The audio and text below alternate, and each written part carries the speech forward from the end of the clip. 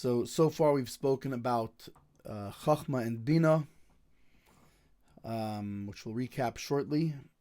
And now we'll continue with talking about Daas. If you haven't watched lesson 1 yet, I recommend you start from lesson 1, as every lesson builds on the past lessons. You can look, there is a link down below. There's a link to the first lesson, so you can start there if you haven't already. We are holding in the Hillel of Paritch, so it's on page 298, Beer Base, Ach Bechinas, down over here. So we spoke about Chachma is the knowledge of the essence of the thing itself, of the concept itself. So it's how it is in your mind, just the point as a flash, the main point. Where higher than being clothed in letters. So for example, when there's something that you know well, it's just in your mind, completely as one point. It's not expanded into letters and explanations because you know it already. Bina, on the other hand, is the knowledge of the letters, how the essence of the thing is enclosed in letters of explanation. And then now we move on to Daas. Ach bechinas hagimel hu bechinas hadas. However, the third level is the level of Daas. She'eni loy bechinas haskola v'loy bechinas havana. So it's not chachma. Haskola means chachma. It's not a knowledge in a chachma way, and it's not an understanding of explanations. It's not the bina. Rak bechinas hiskashus bahem bilvad. But rather, it is only a tying in, a connecting to them alone. V'chulu. So we can understand this through the allegory of two people, Sheim Bali Haskoli Shavis, that they are equally able people, equally smart people. In other words, their mental capacity is the same. Even so,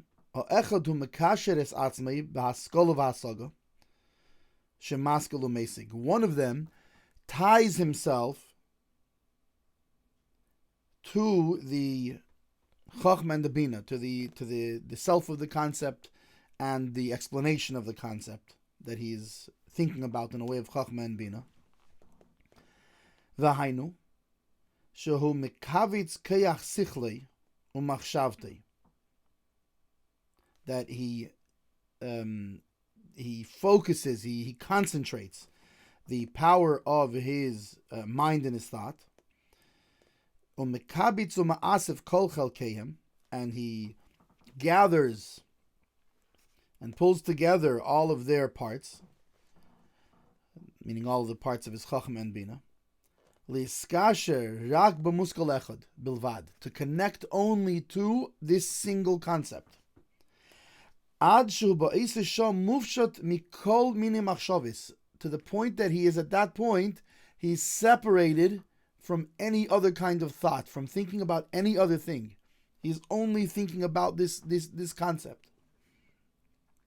V'gam shecheach al atzmai b'shas ma'aseh, and at the time he forgets completely about himself. This is what we call when somebody's zoned in. You know, when there's something that you're very interested in, which we'll talk about later, about being interested in something, why that has to do with it. But when you're zoned in on a project, you're working on something, you can forget what time it is. You're working, you look up, oh, it's 10 o'clock already. Where did that time go? And you can even forget to eat and to drink and to sleep, and because you're so zoned in on this on this project, or on this thinking about this thing. So that's the first type of person. The second person, he's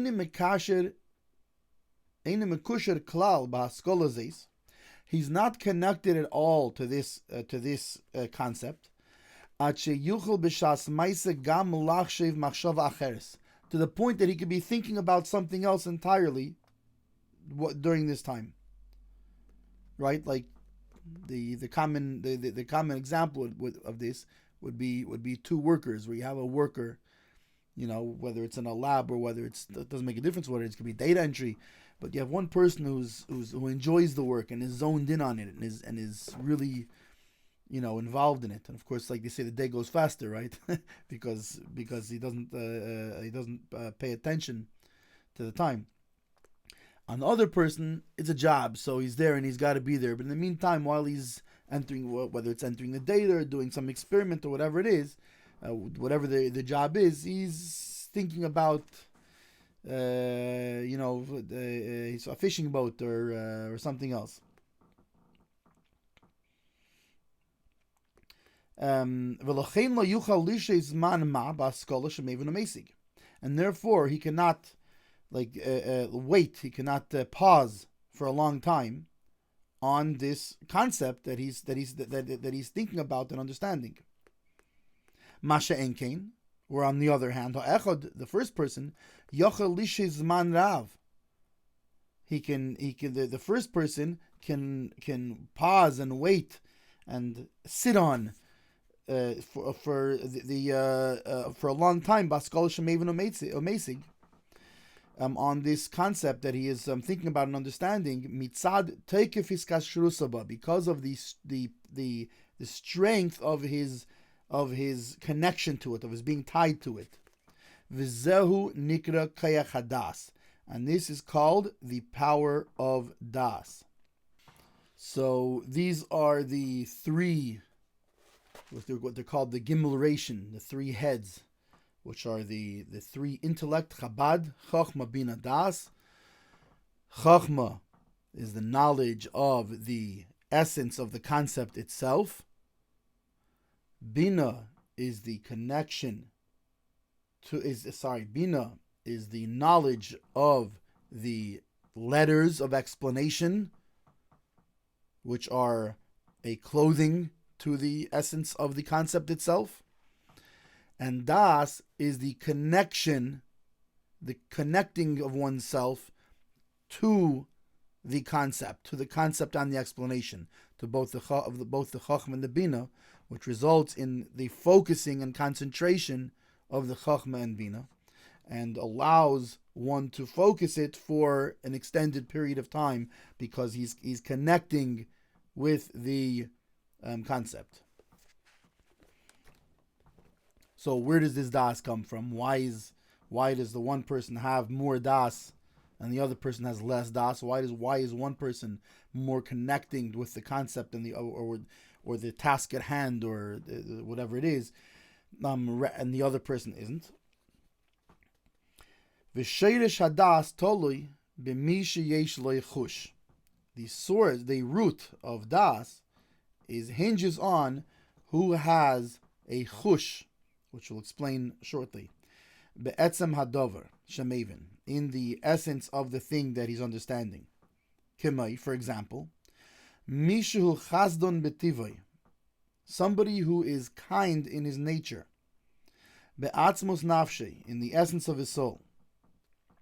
Memela, automatically, makir itzeinai, the source of his desire, who tamid b'vchinas chesed v'teiv, is always the source of his desire is always in a way of kindness and good. Why? Because that's the essence of his soul. The essence of his soul is of kindness and goodness. So therefore, naturally, his desire is always going to be the source of his desire is going to be in kindness and good. Umakir hazeh, and this source, moilid etzloi, gives birth by him. Gilui rotzin, a revealed will, a revelation of a desire. Lechesed v'toiv b'tmidus, to good and kindness, to kindness and good, always. The gilui rotzin zeh hu l'mayla min aseichel adayin. The revelation of this desire for kindness and good, is higher than intellect still. Kimashis boir kozel lekamun b'simin yutes yoin sham, like will be explained in chapter 19 later. V'iskashrus sheyesh loy b'vchinas harotzin be'eis shereitze nikra chush, and the connection that he has at the time that he desires to that which he desires, this is called chush. So that is the definition of chush, even though in Hebrew sometimes people call it a talent, but that's in English the word talent anyway. It doesn't really add up to what that is, because talent is usually more like there is a certain overlap, because a talent is like a natural thing that comes from a natural inclination. But the definition of chush is the connection that one has to the desire at the time that he desires it. That's the chush. And the chush is the source of Daas. Like Shemati Maneach Achostem Afurisim Zalmin Zezmer Zal Beinian Zayin Tikune Gulgalta Shem Bechinas Chushim Shalamanim Mailim and Asechel V'chulu V'dal. Like Rabbi Hillel of Paritch says, like I heard from the great Chassid, the famous Chassid Reb Zalman Zezmer, on the concept of the 7 openings of the skull, the eyes and the nose and the mouth and the ears, that they are the chush that's higher than, they are the idea of chush that's higher than seichel, but we're not going to get into that the explanation for that right now. That's in the parentheses over there. Ubechinas chush hanal, this chush that we just spoke about, poyel etzloi achar kach, it makes happen in action by him after this. Hiskashrus be haskolas ha'inyan, a tying is tied to and connected with, a connection with the thinking about this concept, right? Which, as we know, that's Daas. Daas is a connection to the thinking about the concept, right? So the chush is what creates by him the Daas. Shehu bechinas hispashtus me'etzem ha'inyan, which this is a spreading out from the essence of the concept itself. Kimei, like for example, lahaskil b'taimim rabim, to think about many reasons, lahachriach asiyas hachesed, to prove the doing of this goodness, why this is a good thing. V'chein, and so too, lahaskil b'sibis rabis, to come up with many reasons, eich la'aviyai, or many ways, eich la'aviyai l'dei peil, how to do this kindness in action, how to actually carry out this kindness. Ve'emek hiskashrus behaskolas ha'inyan, right, and the Daas, right, the depth of the Daas, the depth of the connection to the thinking about the thing. This is according to the depth of the connection to the desire, right? Which that's chush. So we said the chush is the connection to the desire at the time he desires it, and the depth of the connection to the desire at the time he desires it, right? Meaning the degree of the chush is going to be the degree of the depth of his connection to thinking about this concept, which is Daas. So how strong the chush is how strong the Daas is. Sheyesh le be'etzem inyan, that he has in the essence of the thing, v'day l'mevin, and it's this is enough to understand the idea of Daas. So just to summarize this all, the essence of the soul, the leaning of the essence of the soul, say to kindness or to competitiveness or to whatever it is, gives birth to a desire, always. Which this is a desire which is still higher than intellect. Connecting to that desire which came out, which was born out by the essence of the soul, that's called chush. And the Chush gives birth to Daas, which is the connection on the concept itself as it is in intellect. So the Chush is a connection to the desire that's still higher than intellect. It's a connection to the desire that was born out from the essence of the soul, from the leaning of the natural leaning of the essence of the soul. And then this gives birth to Das, which is that he connects to this concept the way it is in the intellect. And so therefore, the stronger the Chush, the stronger the connection to the desire that was born out from the essence of the soul, the stronger will be the Das, the stronger will be the connection to this concept in the intellect, in the actual physical mind. Now, just to bring this, we're in a focus level here, talking about how the mind works. Just to kind of bring this back a little bit to an umbrella level. So first of all, we use the example of somebody who's good and kind in essence, in the essence of his soul. He's a good and kind person. Now, this could also be somebody who's connected to gevura, to strength, or for example, to somebody who's very competitive by his nature, is connected to netzach, to victory. Now, note, none of these are necessarily good or bad. We tend to think of kindness as being good, and strength and victory as being, competitiveness as being bad. But really, all of these things they could be used for good and bad. Different people have different personalities, and all of these different personalities, all these different.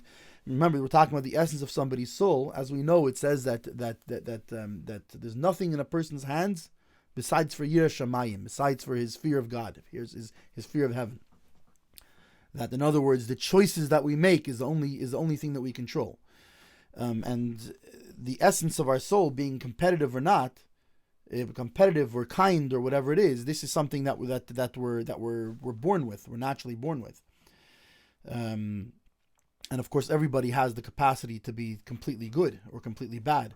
So, just to give an example, with kindness, you can have, for example, you would think, oh, kindness is great. Well, it depends. If kindness is, if the idea of kindness is let's give food and money to people who are poor, who need to raise their children, then kindness is good.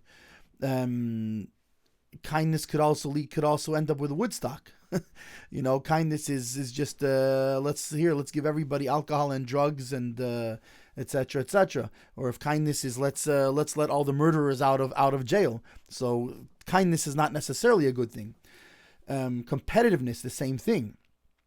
Or strength. The strength, judgment.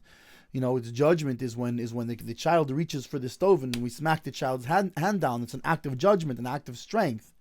But kindness. Well, let's let the kid touch the stove. So judgment can also be a good thing, and competitiveness depends on what we're being competitive. So any kind of people who are coming up with strategies. So it could be a strategy for war, how to go and commit genocide and murder a bunch of people. So obviously, this using netzach in this way is a bad thing. Using the competitiveness and strategies is a bad thing. On the other hand, there could be a strategy for how to get water to people suffering from a natural disaster. There could be all kinds of a strategy for how to spread the knowledge of Hashem to the whole world. So that's also comes from a competitive spirit. So we're not talking about how we're using it. We're talking about this in a purely neutral way of just how the mind works. Furthermore, just a reminder that these things, Chochmah Bina Das, do not only apply to the mind. They also apply to every single thing, every single creation. Like we said before in lesson 1, that the 10 spheres are in everything. They're in a rock, a molecule, a tree, air, and everything has the 10 spheres, and therefore has the 3 heads. Chochmah Bina Das. So Chochmah is always the essence of in our mind. It's the essence of the intellect, but there's the essence of the thing. There's the way the thing spreads out into letters. And there's the way that, which by the way, the letters specifically the letters of the Torah are the building blocks of the world that the world is actually made of. And the Das is the connection of those things, the focus of the Chachma and Bina, and which is a result of the strength of the connection to the desire at the time it's desired. And as we'll see later, where the Chachma and Bina will become connected to other things. This is the nature of those three things always, and these are the building blocks of all the systems of the world.